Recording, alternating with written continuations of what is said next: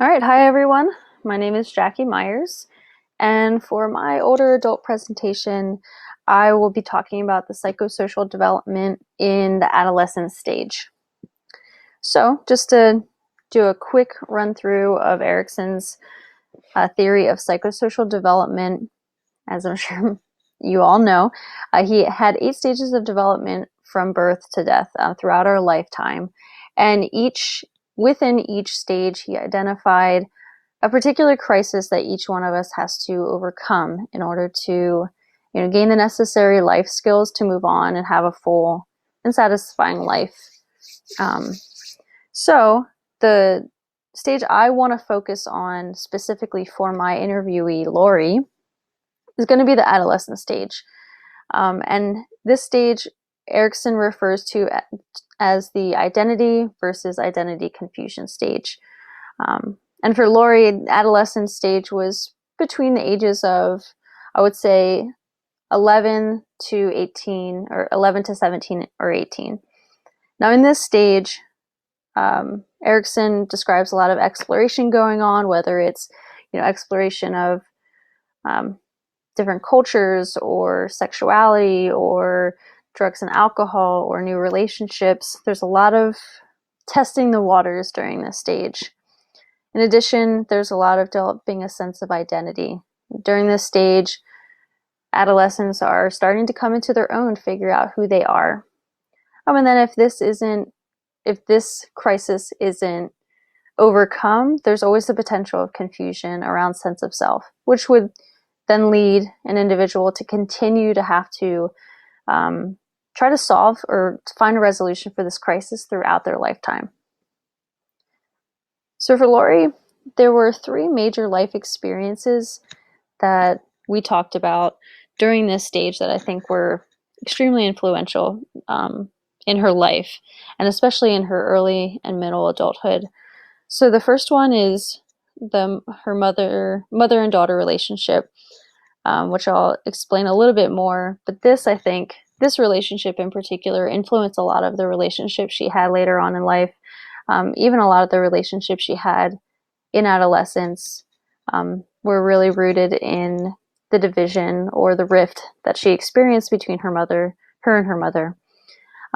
During this time, Lori was also doing a lot of sexual exploration. She was testing boundaries. She was entering into new relationships. And she was also using or trying a lot of drugs and alcohol, using it as a coping mechanism during this time as well. So I'm first going to focus on her relationship with her mother. So Lori, just to give you a little bit of background, Lori is a close family friend of mine, and for most of actually my adolescence and early adulthood, knew her and really didn't know her story until the last few years, and just was really remarkable to know her as an adult and to kind of hear the things that she's gone through and what she has experienced and how they've shaped her. So this exercise or this project was actually a really great chance for us to connect and kind of see how those things played out in her life. So Lori described her mother as very withdrawn, hostile, and at times very verbally abusive to her. Both her parents were very strict. They had very strict rules for all their children. Lori was the second child in a family with 4 children. And there were a lot of rules. There were a lot of there's a lot of discipline. There were a lot of consequences. And from what it seems, the discipline was kind of doled out, inappropriately harsh for the crime, so to speak. So in addition to that, there was really no discussion about expectations, why there were certain rules or why they couldn't do certain things. It just was, this was the law. It was what it was. And you either followed it or you didn't. And Lori, kind of being a free spirit naturally, she, did her own thing, didn't always, very rarely followed the rules. She felt like she didn't understand them. She didn't understand why they existed, so there was no reason for her to follow them. She was going to do what she wanted. And so because of this, Lori and her mother got into a lot of fights. a lot of screaming matches at home. Her mother often told her that she was a liar, that she couldn't be trusted. And in the midst of this, there was never really any resolution. If there was a fight during that day or a screaming match, it would only end if someone had left the house or if someone went to bed or, just ended. There was never any coming together to figure out how to make this situation better.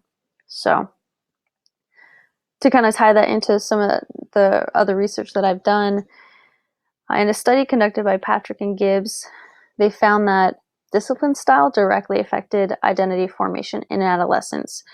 And specifically, there was a correlation between love withdrawal or withholding of love from a maternal parent, so from a mother, and then a lack of formation of moral fairness in a child. So in other words, if a mother withheld love as punishment or as discipline for, bad grades or what have you, that child would then have even more of a harder time developing a sense of fairness or, a sense of personal morality within themselves, which kind of, directly, this is played out directly in Lori's life as well with her mother. Another study was done by Ratner that strongly suggested that there was a significant relationship between parenting style and identity style, just to tie in again how those relationships at an early age are so significant in identity formation and, just who you become as a person later on. The next life event I wanted to focus on was her drug and alcohol use. So she began drinking and smoking marijuana around the age of 11. And as it originally had started as kind of a recreational thing, something to do with friends, something to pass the time, nothing really seriously. And then as time progressed, her use became heavier and more frequent. Would happen before and during and after school pretty much all the time, and was used as a way to connect with friends, to kind of avoid school responsibilities, to just have something to do. And Lori stated that, she just liked the way it felt. She just liked that it was kind of a calming thing, that she could go into school feeling at peace. So, there was, to tie this into research, there's a study done by Patia, Crisp, and Rue that revealed a large percentage of their participants had used drugs as a protective factor against life stressors. Now, this study in particular focused on adolescents that identified as a sexual minority. So they were gay, lesbian, or bisexual adolescents. And I use this study because during that time, Lori was also doing a lot of sexual exploration and was dealing with her own sexuality and felt very much that she could not come to her parents and talk about these things, that a lot of that part of her life was kept secret from friends and family. So perhaps if she was able to be more open with in those relationships, she wouldn't then have to turn to drugs and alcohol as a protective factor, against that stress.